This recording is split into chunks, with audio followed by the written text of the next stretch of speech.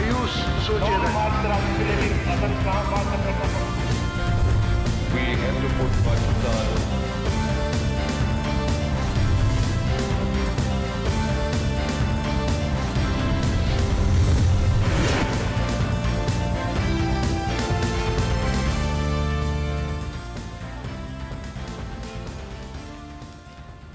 क्या फौज ने मेमो मामले पर हुकूमत से कोई समझौता कर लिया है या हुकूमत अपने मौक़िफ़ से दस्तबरदार हो गई है? हालात इसकी इत्तला नहीं दे रहे हैं। सियासी बड़ों का एक बड़ा दस्ता आज इमरान खान से जा मिला। पाकिस्तान मुस्लिम लीग काफ की रही सही कसर भी निकल गई। पाकिस्तान में आटा और चीनी महंगी करने की तैयारियां हैं, जबकि भारतीय हुकूमत इन चीज़ों को सस्ता कर रही है और गरीबों को मजीद दे रही है। कराची शहर का सियासी टेम्परेचर बढ़ गया है। नवाज शरीफ यहां पहुंचे हुए हैं और सदर आसिफ अली जरदारी भी कल कराची ही पहुंचे थे। दिन भर की अहम तरीन खबरों, तबसरों और तज्जियों के साथ आप देख रहे हैं प्रोग्राम आज कामरान खान के साथ।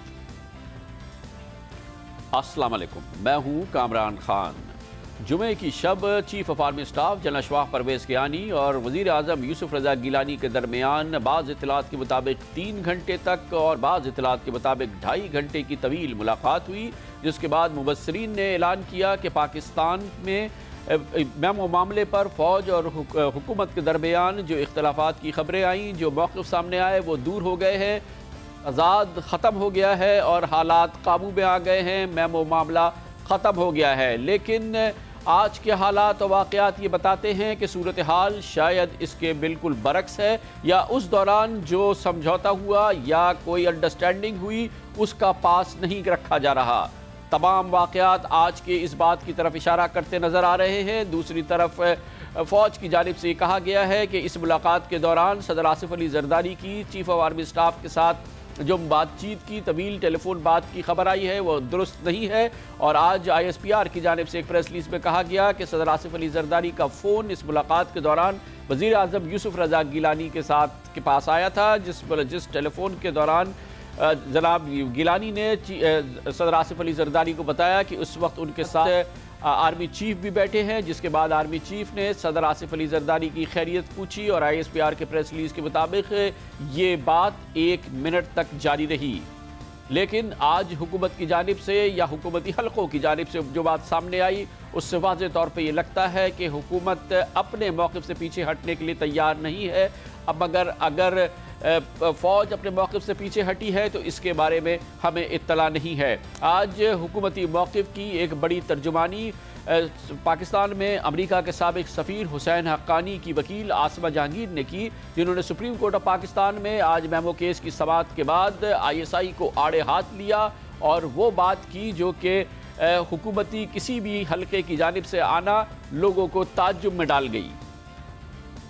ISI की चोर की दाढ़ी में तिनका था या नहीं था, वो किस लिए इन्वेस्टिगेट करने चले गए, क्या इन्वेस्टिगेट कर रहे थे, किसने अथॉरिटी दी थी, और अगर उनको इतना इसके ऊपर खदशा हुआ तो क्या वो कोई कू सिविलियन अथॉरिटीज़ के खिलाफ कर रहे थे या नहीं कर रहे, क्या वो हाई ट्रीजन में आता है या नहीं आता है। ये है मोहतरमा आसमा जहांगीर जो वकील हैं जनाब हुसैन हक्कानी की, आजकल हुकूमत से बहुत करीब हैं, और ISI और उसके सरबराह के बारे में ये बयान आसमा जहांगीर का अपनी सियासी तहरीक के दौरान नहीं, आज सुप्रीम कोर्ट ऑफ पाकिस्तान के बाहर दिया गया।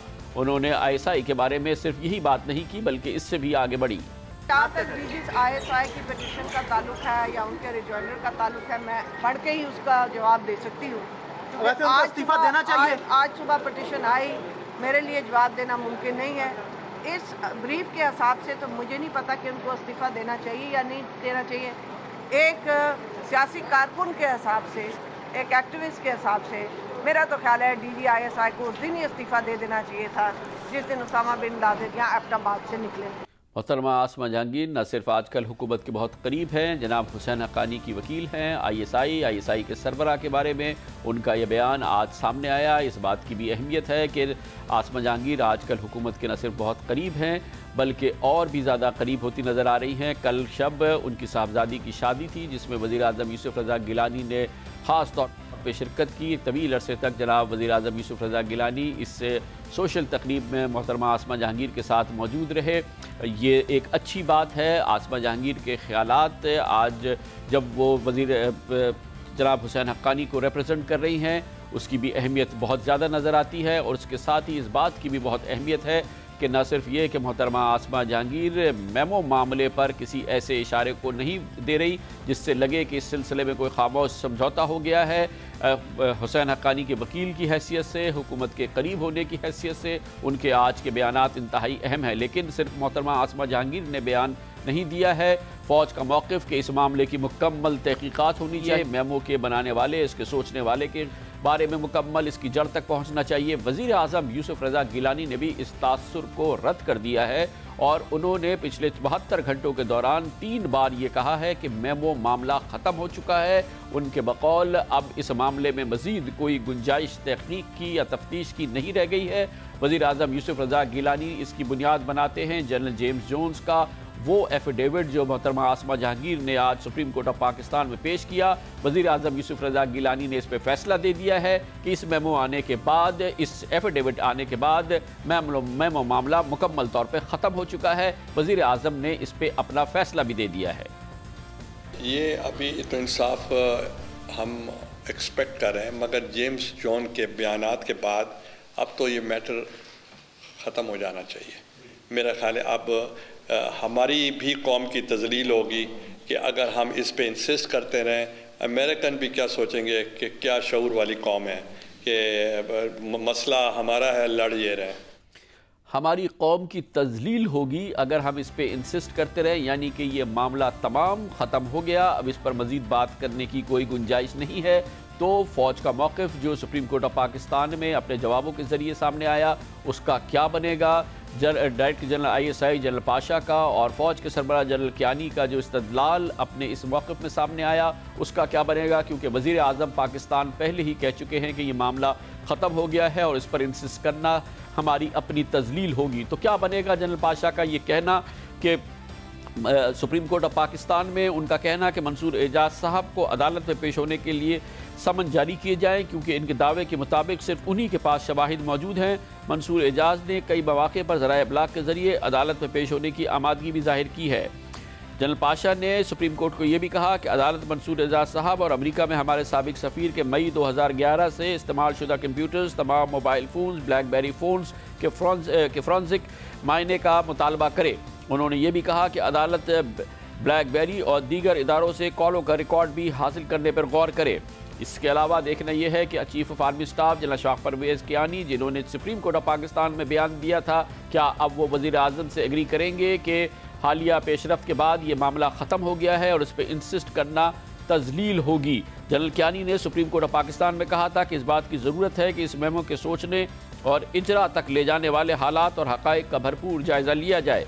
DG ISI की राय थी कि मंसूर एजाज ने उन्हें जो सबूत दिए वो ये साबित करने के लिए काफ़ी हैं कि मंसूर एजाज 9 से 11 मई तक हुसैन हक्कानी से राब्ते में रहे और उनके दरमियान टेक्स्ट मैसेजेस का तबादला भी हुआ।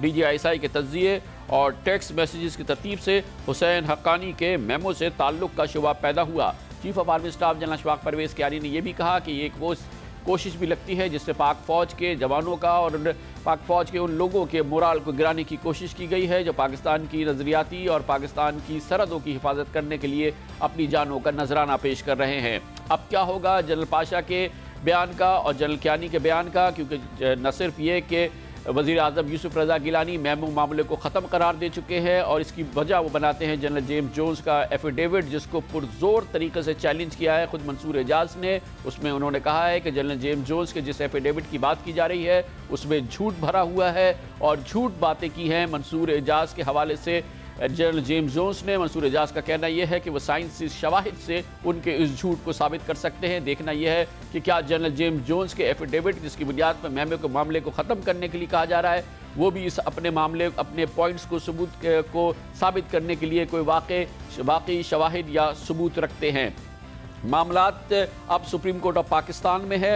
हुकूमत और वफाक पहले ही कह चुकी है कि वो सुप्रीम कोर्ट ऑफ पाकिस्तान के इख्तियार समात को भी नहीं मानती। इसके अलावा हुकूमती ओहदेदार, हुकूमती हल्के सुप्रीम कोर्ट ऑफ पाकिस्तान पर इस हवाले से शदीद तनकीद और कड़ी तनकीद भी करते रहे हैं। सुप्रीम कोर्ट ऑफ पाकिस्तान में आज इस मामले की समाअत हुई और इस सिलसिले में सुप्रीम कोर्ट ने जो सबसे ज़्यादा बात नोट की वो ये कि सदर आसिफ अली जरदारी की जानिब से, हालांकि वो रिस्पॉन्डेंट है इस मामले में, कोई जवाब नहीं दिया गया। सुप्रीम कोर्ट ने कहा कि ये जवाब दिया जाए। सुप्रीम कोर्ट ने आज जो अहकाम दिए उसके मुताबिक सदर, कैबिनेट सेक्रेटरी और सेक्रेटरी कानून की जानिब से कोई भी पेश नहीं हुआ, उनको रिप्रेजेंट होना चाहिए। उन्होंने ये भी कहा कि अगली समाअत से कबल chief of the army staff, DGISI, साबिक सफ़ीर हुसैन हक्कानी और मंसूर एजाज के बयानात पर हर पॉइंट पर इतराफ़ी या इख्तलाफी जवाब दिया जाए, यानी कि पैरा वाइज कॉमेंट वफाक भी करें और तमाम रिस्पॉन्डेंट और सब जो है इस पर कमेंट करें और सुप्रीम कोर्ट में जमा कराएं।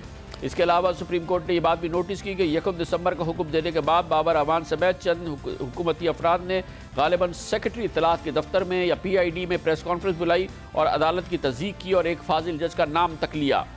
अटॉर्नी जनरल ने कहा कि यह वफाक का मौक़िफ़ नहीं है जिस पर उन्हें हुक्म दिया गया कि अगर वज़ीर आज़म का भी ये मौक़िफ़ है तो अदालत को बताया जाए कि अदालत की तज़हीक के मुर्तकिब अफराद के ख़िलाफ़ वज़ीर आज़म ने क्या एक्शन लिया, जिसके जवाब में अटॉर्नी जनरल ने कहा कि उनका वज़ीर आज़म से राब्ता फ़िलहाल नहीं हो रहा है।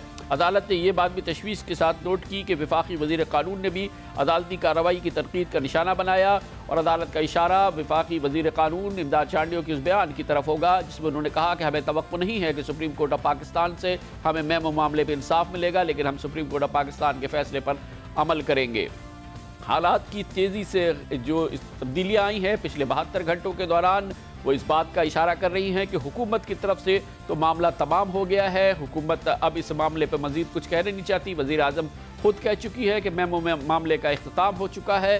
दूसरी तरफ हुसैन हक्कानी की वकील मोहतरमा आसमा जहांगीर ने डायरेक्टर जनरल ISI और ISI पर कड़ी तनकीद की है और उन्हें अपनी शदीद तनकीद का निशाना बनाया है। आज सुप्रीम कोर्ट ऑफ पाकिस्तान में भी उन्होंने मीडिया से बात करते हुए इसी पोजीशन को अपनाया। तेज़ी से बदलती हुई कानूनी सूरत हाल पर बात करेंगे और इसके लिए हमें ज्वाइन करेंगे मौजूदा हुकूमत के साबिक़ अटॉर्नी जनरल जनाब अनवर मंसूर खान से। बहुत बहुत शुक्रिया अनवर मंसूर साहब। ये बताइएगा कि अगर मान लीजिए कि अगर फ़ौज की क़ियादत और हुकूमत के दरमियान मेमो मामले पर कोई खामोश अंडरस्टैंडिंग हो गई है तो क्या इसका असर सुप्रीम कोर्ट ऑफ पाकिस्तान में जो पटिशन दायर है उस पर पड़ सकता है और ये उस पर असरअंदाज हो सकता है अगर इस किस्म का कोई खामोश समझौता हुआ है? हमें 100% तो यकीन नहीं है। देखिए, आपका जो सवाल है वो एक मफरूज़े के ऊपर है कि क्या ये जो है प्रेसिडेंट और प्राइम मिनिस्टर और चीफ ऑफ आर्मी स्टाफ है उसमें कोई ना कोई मुआहदा हो गया है। देखिए, मुआहदा अगर हो भी गया है तो चीफ एग्जीक्यूटिव का जो है वो एडमिनिस्ट्रेशन साइड का है और जहाँ तक के ताल्लुक़ है उसका पार्लियामेंट का और प्रेसिडेंसी का और फ़ौज का, वो सब एग्जीक्यूटिव के ज़ुमरे में आ जाएंगे। जुडिशरी जो है वो एक इंडिपेंडेंट जुडिशरी है। उस जुडिशरी का काम है, उसका एक रोल है जो कि सुप्रीम कोर्ट का कॉन्स्टिट्यूशन के अंदर दिखा दिया गया है और बता दिया गया है। अगर किसी फरीक ने वहाँ पर एक दरख्वास्त दायर की है, वो दायर करने के बाद कॉन्स्टिट्यूशन के हिसाब से उसको उसके ऊपर एक फ़ैसला करना ज़रूरी है। ये नहीं हो सकता कि एग्जीक्यूटिव ने कोई चीज़ तय कर ली है तो उस पर जुडिशरी जो है वो किसी तौर पर रुक जाएगी। जुडिशरी रुक नहीं सकती है, इसलिए कि उसका एक कॉन्स्टिट्यूशनल रोल है, उसने अपना कॉन्स्टिट्यूशनल रोल पूरा करना है और वो जब तक के पूरा नहीं होगा वो जाहिर है कि रुक नहीं सकता। अच्छा अनवर साहब, ये आज ही सुप्रीम कोर्ट ने इस बात को भी नोट किया है कि सदर आसिफ अली जरदारी की जानिब से जवाब दाखिल नहीं कराया गया है और इसकी क्या अहमियत है आपके ख्याल में? सदर साहब को जवाब दाखिल नहीं कराना है? देखिए, वजह तो मैं भी नहीं बता सकता हूँ। पॉसिबल नहीं है कि मैं ये कहूँ कि क्यों तलब किया है। मैं ना वहाँ था और ना मुझे ये पता है कि क्यों तलब किया गया है, मगर ये है कि एक नोटिस उनको दिया हुआ था। प्रॉबली उस नोटिस का जवाब उन्होंने मांगा है और जाहिर है कि जवाब मांगने का मकसद ये होता है कि कोई अगर ऐसी चीज़ हो जो कि सामने आ सके उस जवाब से, जिससे कि फ़ैसला सुप्रीम कोर्ट कर सके, तो वो जाहिर है कि सामने रख कर फैसला करने में आसानी होगी। प्रेसिडेंट ऑफ पाकिस्तान जो है वो इम्यूनिटी उसको उनको तो हासिल है इस हद तक कि उनके ख़िलाफ़ कोई एक्शन नहीं लिया जा सकता है, मगर ये इम्यूनिटी कहीं नहीं है कि वो जवाब न दें। जवाब मेरे ख्याल में देना चाहिए और एक अच्छा एक आईनी तरीका है कि जिसको बहुत शुक्रिया जनाब अनवर मंसूर हमारे साथ थे। कमर्शियल ब्रेक और उसके बाद जिक्र करते हैं सियासी महाज पर। तहरीक इंसाफ को एक बड़ी कामयाबी मिली है। 5 अहम कौमी सियासी रहनुमा आज इमरान खान से जा मिले हैं। इनके बारे में आपको बताएंगे कमर्शियल ब्रेक के बाद।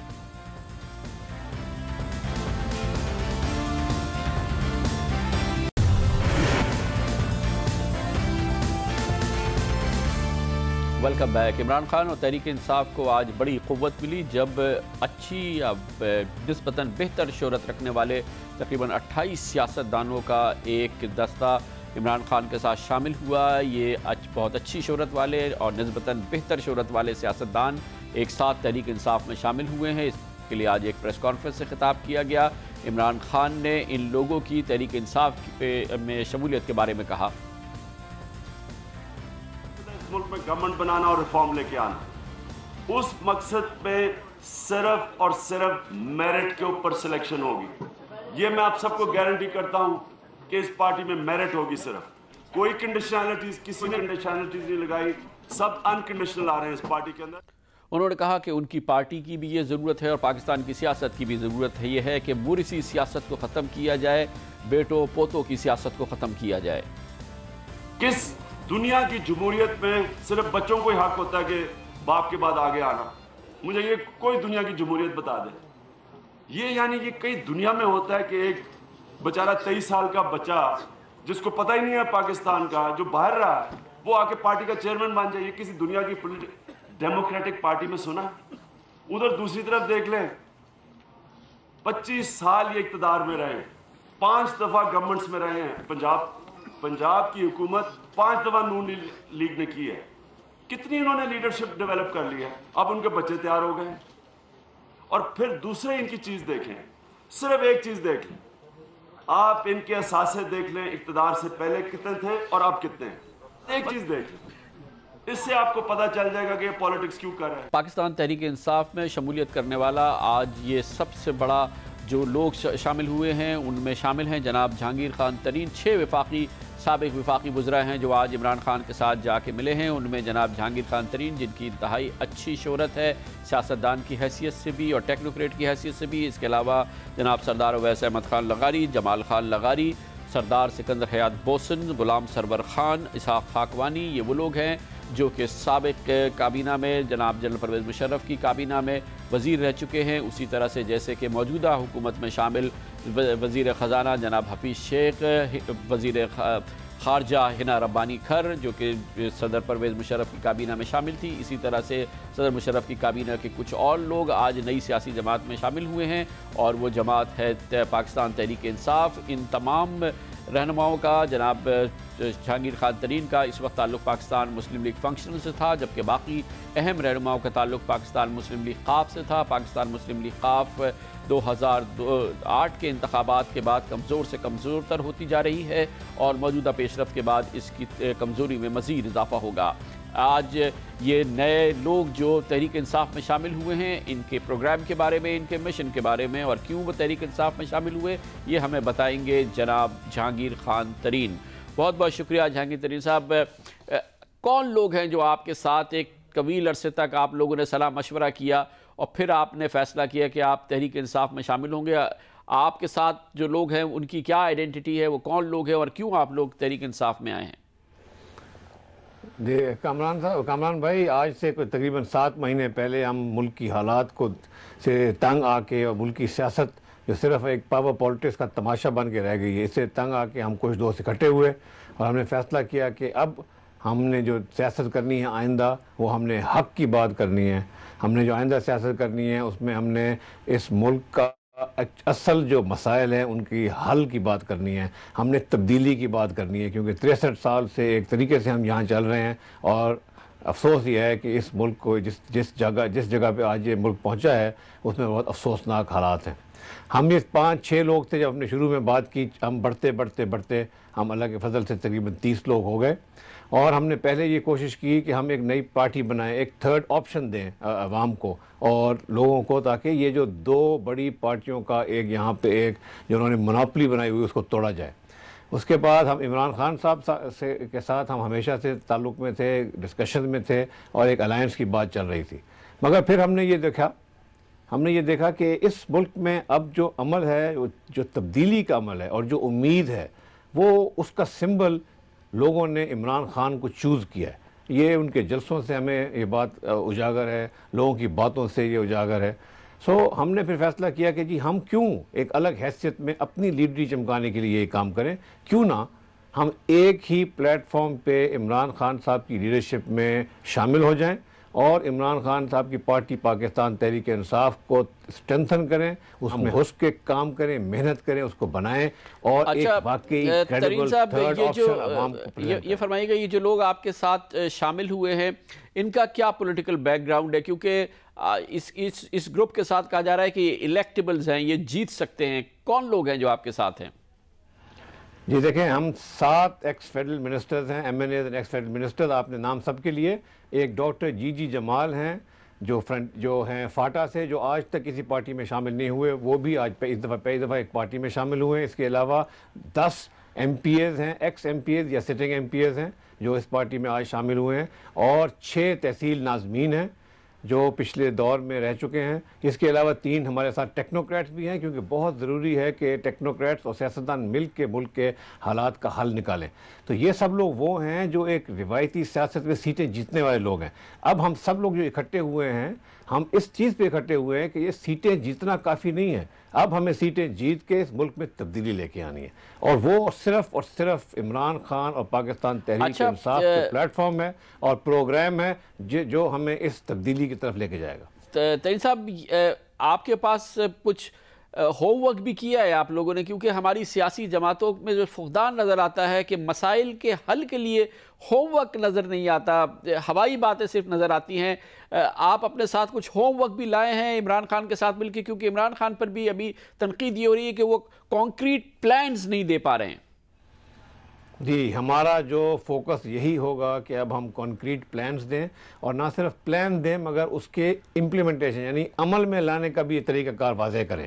यही अब हमारा कंप्लीट फोकस होगा। और एक आपने इमरान खान साहब ने भी आज एक चीज़ अनाउंस की थी, हल्की सी बात की थी कि एक कमीशन हम बनाएंगे जिसमें पाकिस्तान की पॉलिसी और गवर्नेंस का रिफॉर्म करने का तरीका वाज़ेह करेंगे, एक सेक्टर को लेके उसके हल, उसकी पॉलिसी और उसको अमल में लाने के लिए एक तरकीब बनाएंगे, ताकि जब अल्लाह के फजल से अवाम की पजीराई से, अवाम की सपोर्ट से हुकूमत बने तो पहले दिन से हम ग्राउंड पे आएँ तो हमें पता हो क्या करना है, प्लान हमारे मौजूद हों। और कामरान भाई, ये सिर्फ बातें करने की बात नहीं है, अब इस मुल्क में एक बुनियादी तरह से इस मुल्क को चलाने का निज़ाम को तब्दील करना है। ये नहीं चल सकता जैसे अभी चलता रहा है कि 100 मिनिस्टर हो जाएं, फिर मिनिस्टर ऑफ स्टेट हों, फिर उनकी गाड़ियाँ हों, फिर बड़े बड़े उनके जनाब पर्क्स हों, फिर बाहर 100-150 आदमी के काफ़िले जाएं। ये अब काम नहीं चलता इस मुल्क में। अब हमें एक बिल्कुल नए तर्ज अमल से काम करना पड़ेगा। हमें ऊपर से नीचे से ऊपर हुकूमत, फेडरल गवर्नमेंट, प्रोविंशियल गवर्नमेंट और ख़ास तौर पे जो ज़िलाई हुकूमत है उसमें इस तरह की हमें चीज़ें नई लेके आनी पड़ेंगी कि लोगों को, आवाम को तालीम मिले, आवाम को सेहत की सहूलत मिले, आवाम को सबसे बड़ी बात है रोज़गार। इंशाअल्लाह ताला हम एक इतनी बड़ी स्किल डेवलपमेंट यानी हुनर सिखाएंगे पाकिस्तान के यूथ को जो बहुत बड़े नंबर में इमरान खान साहब के साथ हैं। इंशाअल्लाह हम 1 मिलियन 10 लाख लोगों का यूथ डेवलपमेंट प्रोग्राम बनाएंगे ताकि इनको हुनर सिखाए जाएँ और हुनर को इस्तेमाल करके वो ना सिर्फ नौकरी करें मगर ऐसी नौकरी करें जिसमें से उनको ऐसी तनख्वाह मिले जिसमें उनको घर में गुजारा हो, बहुत पाकिस्तान में या कहीं और। बहुत बहुत शुक्रिया जनाब जहांगीर खान तरीन, लीड कर रहे हैं उस ग्रुप को जिसने आज ज्वाइन किया है इमरान खान को। ब्राइट लोग हैं, यंग लोग हैं, इलेक्टेबल्स हैं, जीत सकते हैं, प्लान्स हैं, कॉन्क्रीट उनके पास जहन में खाका है, जैसे भी आपको जहांगीर खान तरीन बता रहे थे। इमरान खान में आज तहरीक इंसाफ में शामिल हुए हैं। कमर्शियल ब्रेक के बाद जायज़ा लेंगे कि कितनी बड़ी तब्दीली होगी, पूछेंगे क्या वाकई ये बड़ी तब्दीली होगी। और हमारे साथ दो एनालिस्ट होंगे, एक समझते हैं कि ये बहुत बड़ा तब्दीली की गूंज है और कुछ एक हमारे साथ एनालिस्ट है जिनके कुछ तहफ़्फ़ुज़ात हैं। दोनों का जायज़ा लेंगे कमर्शियल ब्रेक के बाद।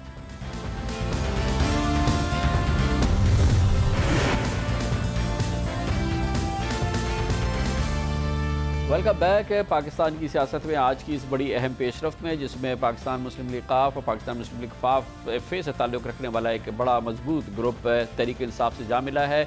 इसकी सियासी अहमियत क्या है, पंजाब की सियासत में, मुल्क की कौमी सियासत में क्या वाकई ये एक बड़ी तब्दीली का बाइस बनेगा, इसका जायज़ा लेते हैं। और इसके लिए जाएंगे लाहौर, जहाँ पर हमारे साथ मौजूद हैं अखबार पाकिस्तान टुडे के एडिटर इन चीफ मुमताज़ कालम नवीस जनाब आरिफ निज़ामी, और हमारे साथ होंगे जनाब हारून रशीद जो कि कौमी उमूर के मुमताज़ सियासी तज्ज़ियाकार भी हैं। जनाब आरिफ निज़ामी साहब, क्या आप उन लोगों में शामिल हैं जो समझते हैं कि ये बहुत बड़ी सिग्निफिकेंट आज ये पेशरफ्त है, जहांगीर तरीन और ये दूसरे लोग जो इमरान खान के साथ शामिल हुए हैं, क्या आप इसको बहुत मायनी ख़ेज़ पेशरफ्त समझते हैं या नहीं?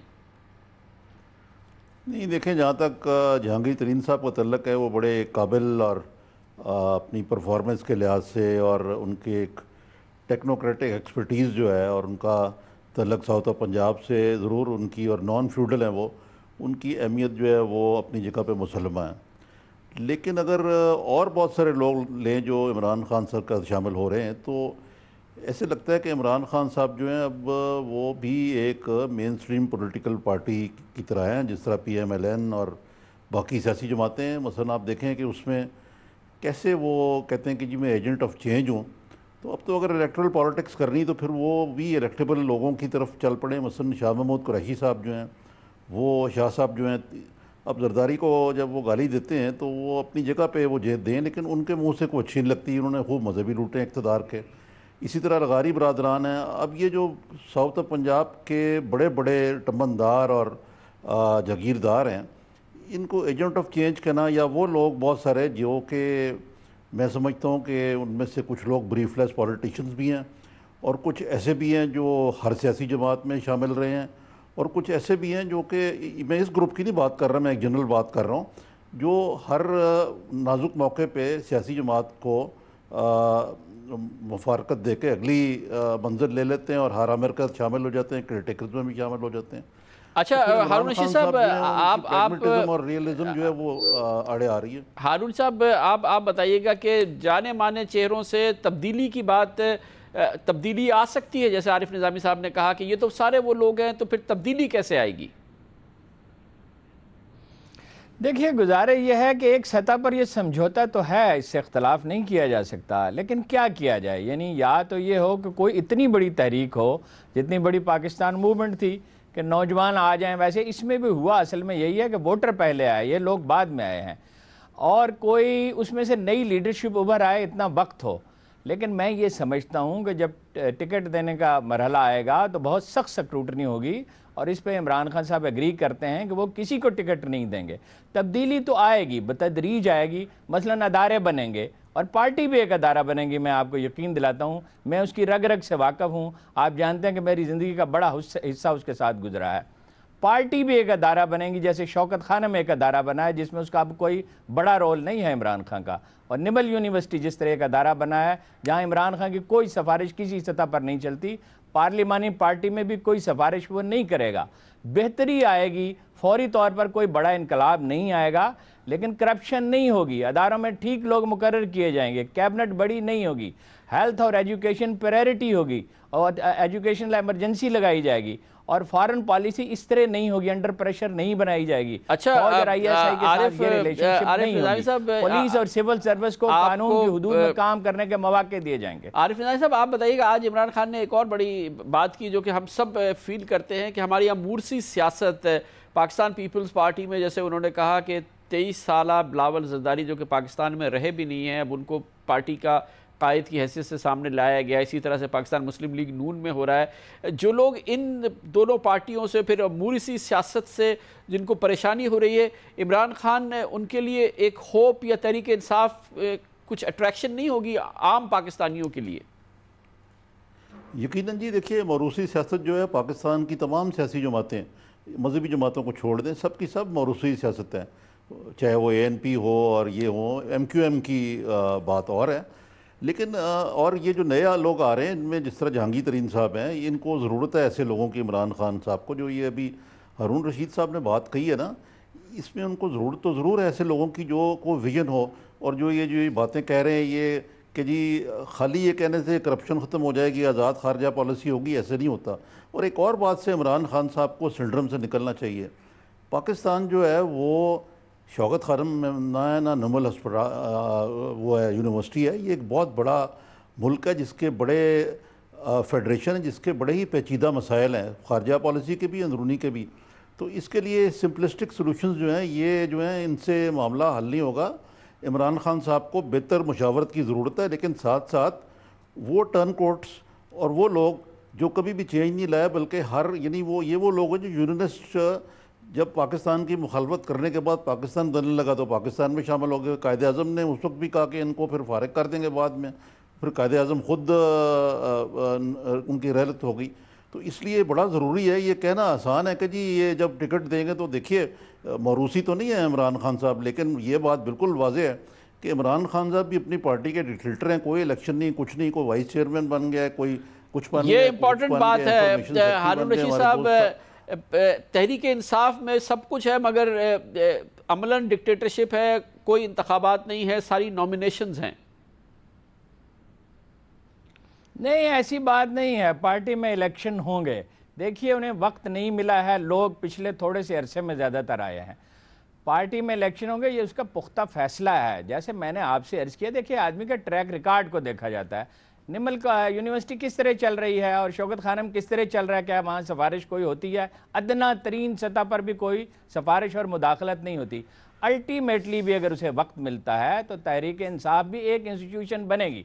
मैं आरिफ साहब की पूरी बात नहीं सुन सका, आवाज़ ठीक नहीं आ रही थी, लेकिन वो एक डिटरमिन्ड आदमी है, जिस काम में वो हाथ डालता है उसे वो मुकम्मल करता है।